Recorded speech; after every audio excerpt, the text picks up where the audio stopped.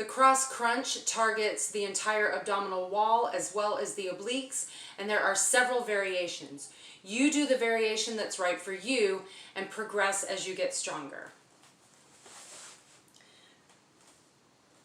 Arms behind the head, opposite elbow to opposite knee.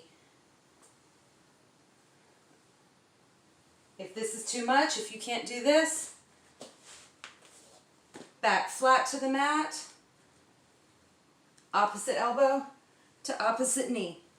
Keeping your shoulder blades off the mat and your abs engaged.